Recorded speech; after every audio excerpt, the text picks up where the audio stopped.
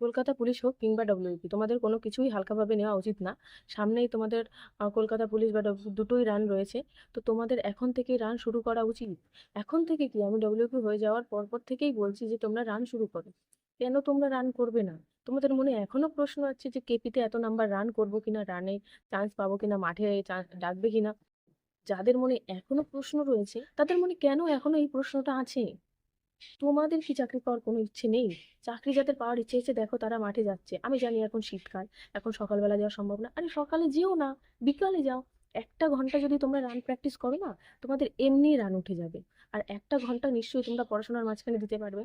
যারা অজুহাত দেখায় যে না মাঠে গেলে পড়াশোনা হয় না, তাদের আমি বলবো তোমরা পুরোটাই অজুহাত দেখাচ্ছ, তোমরা পুরোটাই বাহানা করছো। কারণ 1 ঘন্টা মাঠে তোমরা সারাদিনে 1 ঘন্টা এদিক ওদিক ওয়েস্ট করেই দাও। তো 1 ঘন্টা মাঠে তোমরা যেতেই পারবে। 1 ঘন্টা গেলে কোনো অসুবিধা হবে না তোমাদের। বলছো যে শীতকালে আমরা যেতে পারছি না, কষ্ট হচ্ছে। তো সকালে যেও না, সকালে কুয়াশা যেও না। আমি নিজেই বিকালে রান করতাম, সকালে যাওয়ার প্রয়োজনই নেই। তুমি বিকালে করো, কোনো অসুবিধা নেই, তোমার রান উঠে যাবে। তো তোমরা এই প্রশ্নটা মনে রেখো না যে আমার মাঠে যাওয়া কি উচিত। আরে বাবা, যে নাম্বারে উঠুক না কেন, তোমরা মাঠে যাও। মাঠে গেলে তোমাদের শরীর ভালো থাকবে, শরীর চর্চা হবে। এতে তোমাদের কোনো উপকার ছাড়া অপকার হবে না।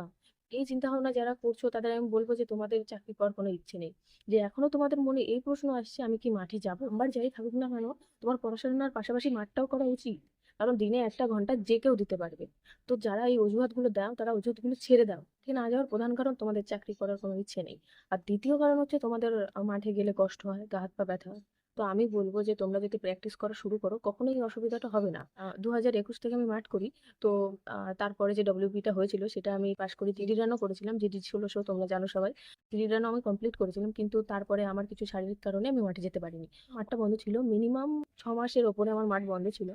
তারপরে যখন কেপি রানের ডেট দিল, তখন আমি মাত্র আহ 5 থেকে 7 দিন মাঠ করেছিলাম। এতদিন যেহেতু আমি রান প্র্যাকটিস করেছি, রান প্র্যাকটিস করতে করতে আমার রান তোলার ক্ষমতাটা হয়ে গিয়েছিল। তার জন্যই ওই রানটা আমি করতে পেরেছিলাম। রান প্র্যাকটিস আমি না করে রাখতাম তাহলে আমি কখনো ওই রানটা পাস করতে পারতাম না।